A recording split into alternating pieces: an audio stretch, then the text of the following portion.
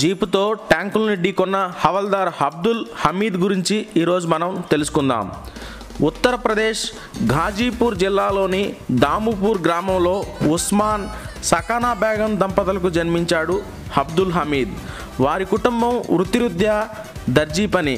కానీ చిన్నప్పటి నుంచి కుస్తీలు కత్తిసాము అంటే ఇష్టపడే హమీద్ తన 20వ ఏట వారణాసిలో సైన్యంలో చేరాడు.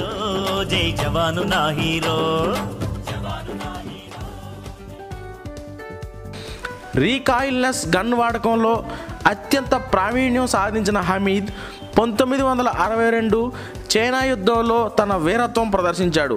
అతను యాంటీ ట్యాంక్ గన్ పేలిస్తే ట్యాంక్ ఖచ్చితంగా ధ్వంసం అయ్యేది. అది అతని నైపుణ్యం. పదోన్నతి లభించిన అతను ఇప్పుడు స్టోర్స్లో క్వార్టర్ మాస్టర్గా పనిచేస్తున్నాడు. భారత భూభాగం అయిన కేంగ్పరన్పై 1965లో భారీ ట్యాంకులతో దాడి చేసింది పాకిస్తాన్.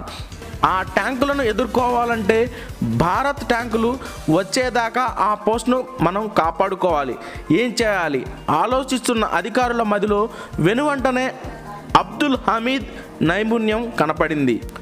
క్వార్టర్ మాస్టర్ విధుల నుండి వెనక్కి పిలిపించి అతనికి యాంటీ ట్యాంక్ బాధ్యతలను అప్పగించారు అధికారులు.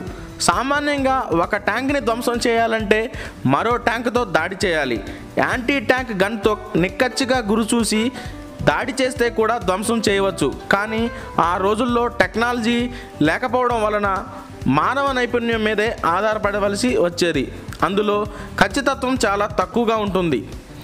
కేంకరన్ జిల్లాలోని చీమా గ్రామంలో చెరుకు తోటలో మాటు వేసి తన జీపు పైన యాంటీ ట్యాంక్ గన్ బిగించి శత్రువు కోసం వేచి ఉన్నాడు హమీద్. రిక్కించిన చెవులకు తమ వైపుకు వస్తున్న ట్యాంక్ శబ్దాలు వినపడ్డాయి. తన జీప్పై ఉన్న గన్ లోడ్ చేసి సిద్ధం చేసుకున్నాడు హమీద్. తన గన్ పరిధిలోకి రాగానే గురి చూసి పేల్చాడు. యాంటీ ట్యాంక్ గన్ నేరుగా వెళ్ళి ట్యాంకును ఢీకొట్టింది. ట్యాంక్కి నిప్పు అంటుకోవడం, సిబ్బంది పారిపోవడం కళ్ళారా చూశాడు హమీద్. 2 గంటల తర్వాత 3 ట్యాంకులు వచ్చాయి. భారీగా పేలుళ్లు జరుపుతూ తమ స్థావరం వైపు వస్తున్నాయి. మళ్ళీ గురి చూసి జీపుపై బిగించిన రీకాయిల్లెస్ గన్ని పేల్చాడు. ఒక ట్యాంక్కి నిప్పు అంటుకోవడంతోనే మిగతా వాటిని కూడా వదిలేసి పారిపోయారు పాక్ సైనికులు. అలా మొదటి రోజు 2 ట్యాంకులను ధ్వంసం చేయగా మరో 4ని వదిలేసి పారిపోయారు పాక్ సైనికులు. మర్నాడు ట్యాంకులతో పాటు వైమానిక దాడులకు దిగబడింది పాక్. అయినా హమీద్ భయపడలేదు. గురి చూసి ఆ రోజు మరో 2 ట్యాంకులను ధ్వంసం చేశాడు. హమీద్ వాడుతున్న రీకాయిల్లెస్ గన్తో ఒక ట్యాంక్ని ధ్వంసం చేయడమే చాలా కష్టం. అలాంటిది ట్యాంక్ ధ్వంసం చేయడమే కాక మరెన్నింటినో వదిలిపోయేలా చేసిన హమీద్కు పరమవీర చక్రను అప్పటికప్పుడు ప్రతిపాదించారు అధికారులు.